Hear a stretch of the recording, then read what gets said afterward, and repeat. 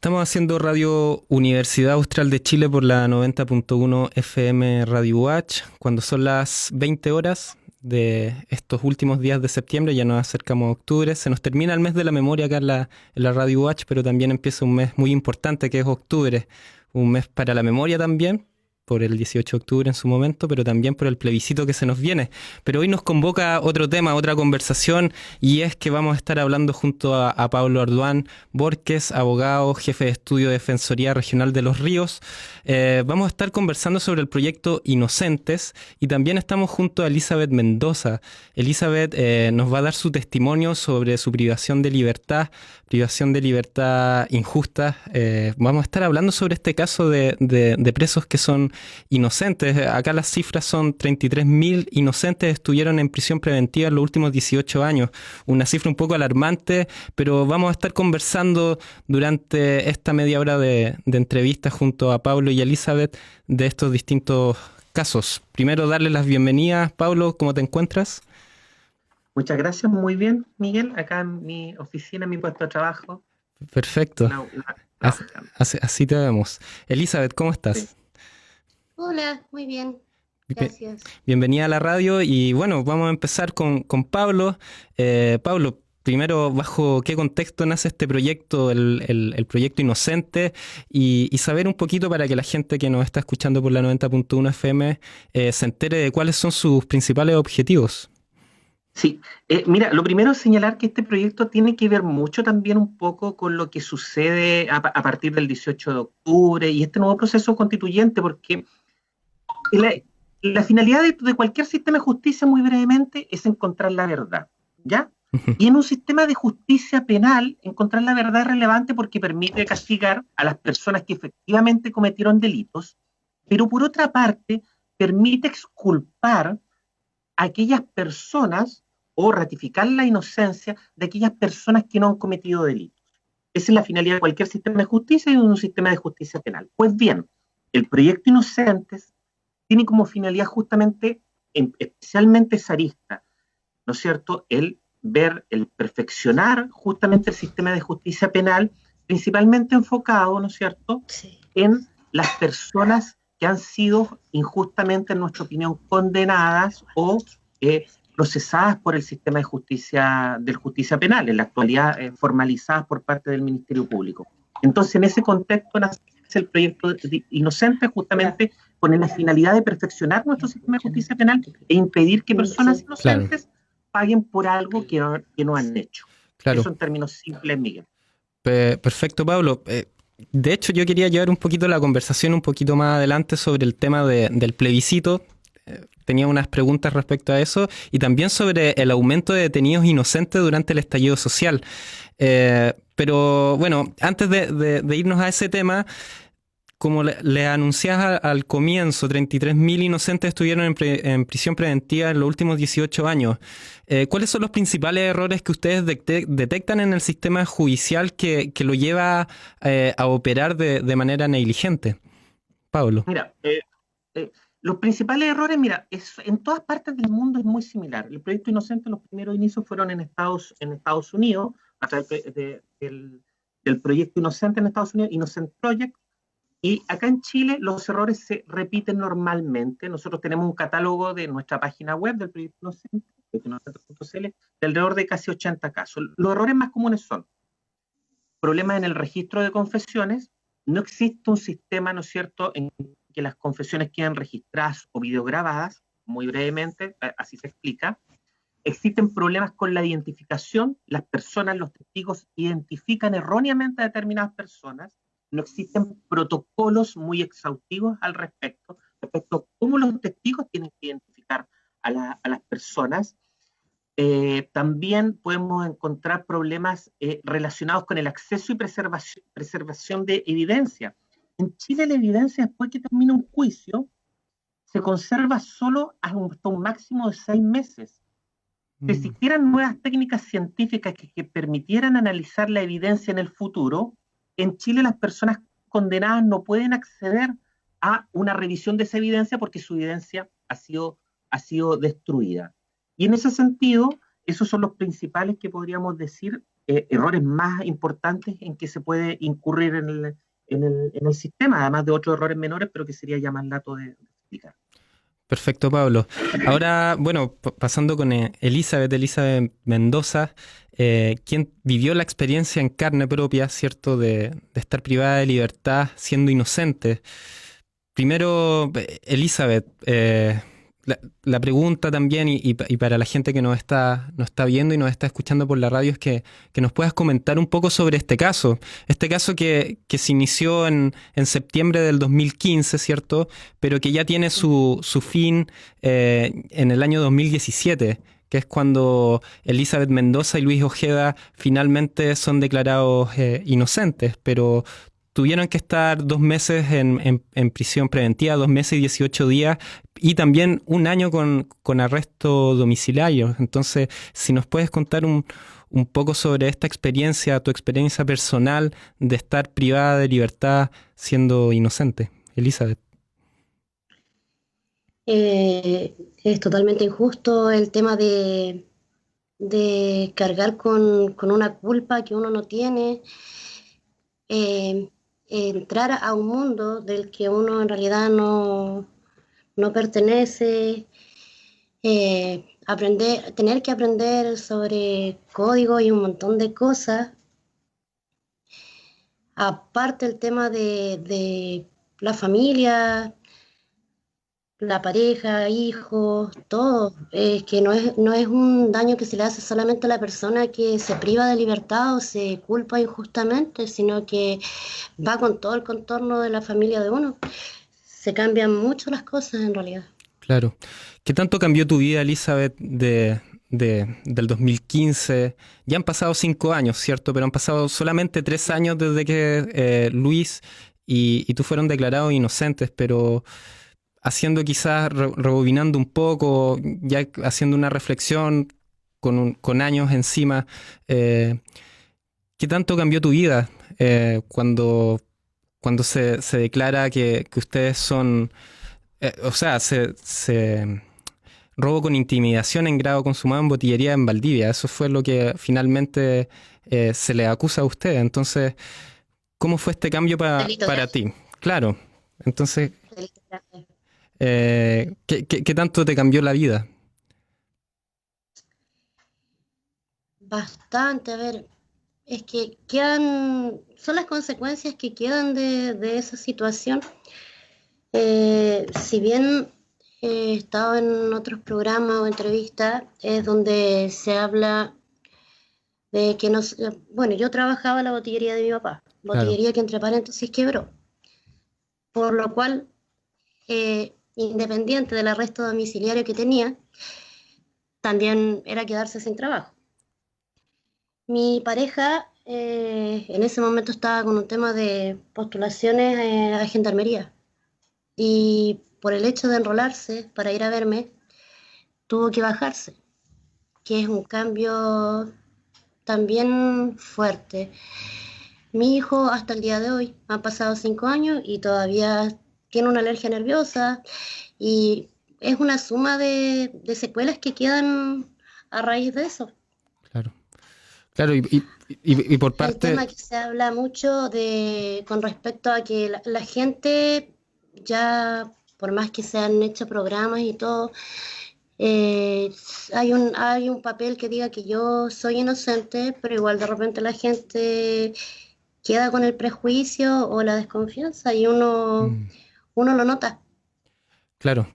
Claro, sí, es algo evidente lo que tú nos mencionas, Elizabeth, respecto a eso, porque, claro, a ustedes se les acusa de algo y luego de 2 años se les declara inocente, pero lo que queda impreso es lo primero, ¿cierto? Siempre se dice eso, lo que siempre va a quedar quizás como ese resquemor por parte de las personas, del saber si de verdad son inocentes o si de verdad no lo son. O sea, ya hay una mancha a la honra, a la moral, y hay un cambio radical en sus vidas también. Tú misma nos dices que la botillería de tu padre quiebra también. yo veía en la entrevista que se te hizo de que muchas personas tenían desconfianza de seguir comprando en la misma botillería porque pensaban que ustedes estaban involucrados en este caso de asalto. Desconfianza o molestia por el hecho de como apoyar a unos ladrones. Claro, exacto. Oye, y bueno, la reparación, qué pasa con eso? Tengo entendido que ustedes en este momento se encuentran en un tema judicial, en una demanda hacia el Estado para que haya una reparación. Entonces, ¿cómo van con eso? ¿Qué nos puedes contar respecto a eso? Bueno, la verdad no mucho, porque con todo esto de la contingencia y todo, está todo mucho más lento, pero estamos en trámite. Trámites con Luis, hemos viajado a Santiago y ahí estamos, pero avanzando solamente a medida que se puede. Perfecto. Pablo, eh, Sí. volviendo con el tema quizás de judicial, ¿cierto? Donde tú nos puedes dar algunas claridades. Eh, ¿Cuántos casos similares al de Elizabeth y Luis por lo menos tenemos en los últimos años o se pueden detectar? Eh, y también si ustedes detectan que hay una autocrítica por parte de las autoridades ligadas al sistema judicial, o sea, si hay una necesidad por parte de ellos de darle una real urgencia y de hacer estas modificaciones, si hay un apoyo también a este proyecto inocente que es el que ustedes están impulsando. Ya, perfecto. Mira, nosotros, sin perjuicio de todos los casos que tú señalaste al principio de los últimos años, nosotros en la página web del proyecto son alrededor de 78 casos que tenemos registrados en que aparecen las causales de error invocadas por respecto de cada uno de ellos.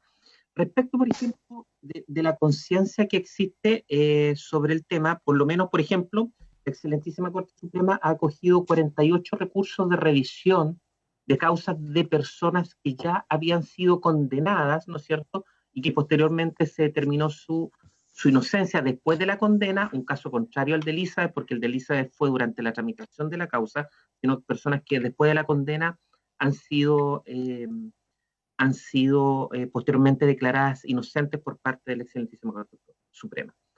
Los principales, yo diría que a veces no existe realmente mucha conciencia de los efectos nefastos de lo que significa imputar a una persona inocente, ¿ya? No existen mecanismos de responsabilización de los agentes o de los funcionarios que llevan a estos temas. Por ejemplo, en el caso de Elizabeth. En otros países, una persona que ha estado erróneamente presa, existen leyes que establecen compensaciones de acuerdo al tiempo en que ha estado privado de libertad. Claro. Acá en Chile no existe nada de eso, sino que se tiene que probar, ¿no es cierto?, que el Estado actuó negligentemente en el caso, o los funcionarios a cargo actuaron negligentemente en el caso para ver una indemnización. En Chile no existe nada de eso en la actualidad, sino que la persona, por lo tanto, como en los casos de Elizabeth, tiene que llevar a juicios de largo conocimiento, con resultados inciertos, ¿no es cierto?, respecto a su finalidad, para obtener algún tipo de compensación al respecto. Si tuviéramos las legislaciones de otros países, sería muy simple. Incluso en algunos países se calcula por días privados, claro, y se le va dando un monto a la persona. Entonces creemos que es posible, más adelante, o ahora aprovechando tal vez que se viene octubre, ¿no es cierto?, se podrían evaluar mecanismos que permitieran a las personas obtener fácilmente reparación. Porque sabemos, brevemente para terminar, Miguel, ningún sistema es infalible, los sistemas se equivocan, pero las personas no tienen por qué soportar gratuitamente los errores que produce el sistema. Claro, sí, exacto. Y a propósito de lo que nos mencionabas, Pablo, y de lo que se viene también, que es octubre, un mes que marcó al país por lo menos el año pasado y que lo va a marcar este año también con el tema del plebiscito. No sé si tú manejas esa información o si la tuviste en su momento o si la comentaron respecto al aumento de detenciones que hubo durante el estallido social a inocentes. Si hay quizás alguna cifra o por lo menos uno lo podía detectar en las calles solamente participando en las movilizaciones. O sea, habían detenciones que eran de manera aleatoria, se podría decir, y y todavía se sigue alegando también que existen más de 1.000 presos políticos por la revuelta. Entonces, ¿qué pasa ahí? ¿Qué pasó con el estallido social y la detención de inocentes, Pablo? A ver, hubo muchas detenciones, muchas, sobre todo los primeros días. Eso es verdad, los datos estadísticos lo muestran así. Hubo un aumento significativo de las detenciones a niveles nunca vistos, ¿no es cierto?, en muchas regiones del país. En esta región, por suerte, no fue tan elevado como en otras partes. Nosotros pudimos detectar, sí en otras regiones, se detectaron aumentos muy significativos y que se mantuvieron en alrededor de varias semanas después del inicio del estallido social del 18 de octubre. El destino de muchas causas de esas todavía es bastante incierto, porque todavía debido al tema de la pandemia se ha producido una demora en la tramitación de los juicios y por lo tanto no podemos tener números aproximados respecto a qué personas finalmente van a ser consideradas inocentes en las mencionadas causas. Así que no podría darte una cifra a esta fecha respecto a resultados terminados de personas inocentes al respecto. Lo que sí, hubo un fuerte aumento de detenciones después del estallido social. Nosotros íbamos a las comisarías y por suerte en esta región posteriormente eso bajó muy fuertemente. En otras regiones se mantuvo, sí, pero después tú sabes, con todo el tema de la pandemia, Claro, ya esto ya bajó sustancialmente. perfecto. Y los resultados de los juicios todavía no los podemos tener a la fecha, atendido todo lo que ha pasado. Claro, perfecto. Pablo Arduán, abogado jefe de estudios Defensoría Regional de Los Ríos y también parte del proyecto Inocentes. También estamos junto a Elizabeth Mendoza para Radio Universidad Austral de Chile.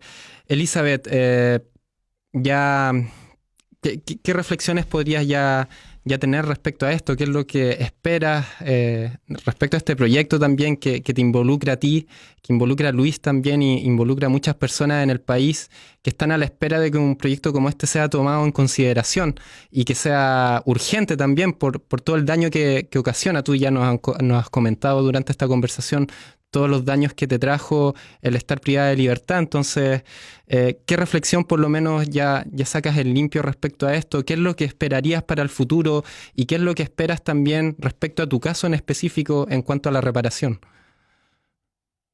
Mira, con respecto al caso mío y bueno, de Luis y mío, bueno, de esperar que la contrademanda salga a favor o que sea aceptada, porque como bien decía don Pablo, es algo incierto. Es una demanda larga y ni siquiera uno tiene la certeza de que esto va a llegar a un monto al que se está pidiendo o a la mitad, o si es que se va a llegar a algo. Entonces, simplemente esperar que las cosas resulten como se tiene conversada con los abogados. Con respecto al caso personal, con el tema de Proyecto Inocente, ojalá se vaya tomando en serio y que vaya tomando toda la fuerza necesaria para cuando hayan este tipo de problemas, de injusticia, por último haya alguien quien pueda compensar de alguna manera cierto daño, aunque yo creo que sería mucho más importante que cuando se hagan las detenciones o los juicios o todo eso, se tome bajo otro criterio o se tomen otras medidas en realidad, porque en el caso personal mío hubieron demasiadas eh, cosas muy anormales, que no van de acuerdo a los procedimientos ni nada como corresponde. De hecho, la detención a mí me detuvieron 10 para la 1 de la madrugada y recién a las 5 de la mañana supe por qué estaba ahí. Claro. Y el trato de la policía en este caso, también veía las declaraciones que hacían que no fue la mejor. Entonces, No, para nada, no fue muy buena que digamos y claro, según comerciante robándole a comerciante, mal mirado, así que se imaginará cómo me trataron los carabineros. claro. Y más allá, dentro de los procedimientos, estando ya en prisión preventiva, los juicios se pidieron ciertos medios de prueba que jamás llegaron a su fin, como exámenes de ADN. Me tomaron 3 muestras de ADN. Han pasado 5 años, nunca aparecieron las muestras de ADN. Mis pertenencias, se quiso hacer un tema de localización por antena para demostrar que yo a la hora del asalto había estado en la botillería de mi papá trabajando. Y extrañamente mi celular desapareció de gendarmería. Cuando a uno la llevan, se llevan todas las pertenencias. Desaparecieron mis cosas y así un montón de pruebas o audiencias cuando ya estaba más o menos demostrado que nosotros éramos inocentes. Audiencias que se atrasaban, se postergaban, se postergaban. Entonces yo creo que más allá de que el proyecto inocente funcione, es fundamental que vaya cambiando la forma de enfrentar un juicio o la gente que está encargada de la justicia. Claro, perfecto. Elizabeth Mendoza para Radio Universidad Austral de Chile. También estamos junto a Pablo Arduán. Pablo, ya finalizando con la conversación también, lo que nos queda y lo que se nos viene en realidad, que es una nueva constitución. Y la pregunta es si una nueva constitución es una oportunidad para reformar el sistema judicial en Chile. Y la otra pregunta también es si es el momento de garantizar el acceso a la justicia en Chile. Si existe o no existe, eso, no sé, lo dejo ahí para que tú nos puedas dar una reflexión también. Sí, mira, el proyecto inocente es un llamado a la reflexión, a perfeccionar el sistema, ¿ya? Yo tal vez lo que puedo relacionar en relación al llamado a la nueva constitución, más allá de grandes cambios o finalidades o metas que nos podamos dar, a veces las cosas son mucho más simples. Es un llamado a que el sistema de justicia penal y los sistemas de justicia deben estar centrados en las personas. Que las personas, ¿no es cierto?, no son objetos, ¿ya? Las personas son sujetos, no son números, ¿ya? Cuando hablamos de 30.000 casos, estamos hablando de 30.000 personas, 33.000 dramas, ¿ya? Cuando hablamos de imputados de números, no estamos hablando de imputados, estamos hablando de personas, ¿ya? Personas que son sujetos y que tienen derecho a ser escuchados. Entonces yo creo que los sistemas de justicia, más allá del rol del abogado, deben escuchar a las personas, ¿ya? ¿Ya? Las personas deben tener una palabra, deben ser capaces de expresarse porque son sujetos. Y eso es lo relevante, y merecen ser tratados con respeto y dignidad. Y eso para mí es relevante, que en un nuevo proceso eso sea considerado. La gestión, que mucho se habla de gestión, no debe estar sobre las personas, ¿ya? Porque la justicia tiene una finalidad, encontrar verdad, ¿ya? Y esa finalidad debe ser debe ser respetando los derechos y garantías de todos, víctimas e imputados. Perfecto, perfecto, Pablo Arduán para Radio Universidad Austral de Chile. Vamos a dejar la página para que la gente también se pueda ingresar y se pueda enterar un poquito más a detalle sobre el proyecto Inocentes, www.proyectoinocentes.cl, para que puedan encontrar las distintas informaciones. Igual hay distinta información sobre distintos casos y hasta está la oportunidad de dejar tu caso ahí para que se le pueda hacer un seguimiento. Así que desde ya dejamos extendida la invitación para las personas que nos están viendo y nos están escuchando por la radio de la Universidad Austral de Chile. Elizabeth, te dejo con las últimas palabras. Yo no sé si quieres dejar algún saludo para alguien, algún tipo de reflexión o mensaje para la gente que nos está escuchando.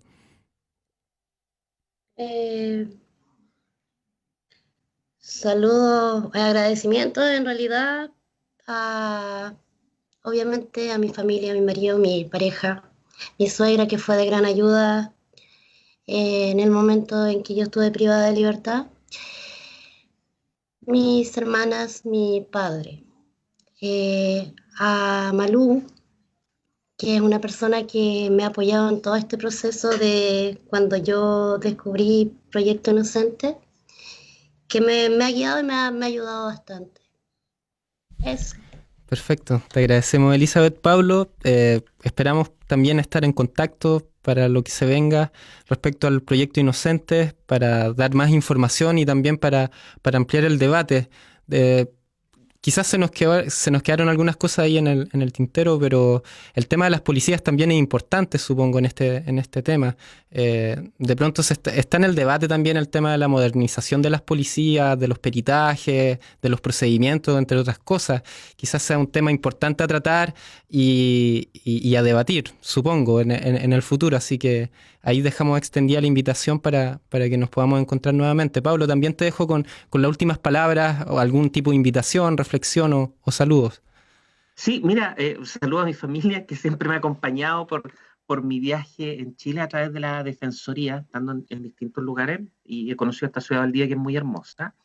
Y el llamado es a reflexionar, a pensar lo que señalé anteriormente, que los sistemas de justicia deben estar pensados en las personas y no en los números ni en las gestiones. Cuando se detiene a una persona, aunque sea un solo momento, significa una afectación de sus derechos. Y todos podemos estar ahí. Y eso es lo relevante, perdón, Miguel, que me entiendo un poquito. Y eso es lo relevante de octubre.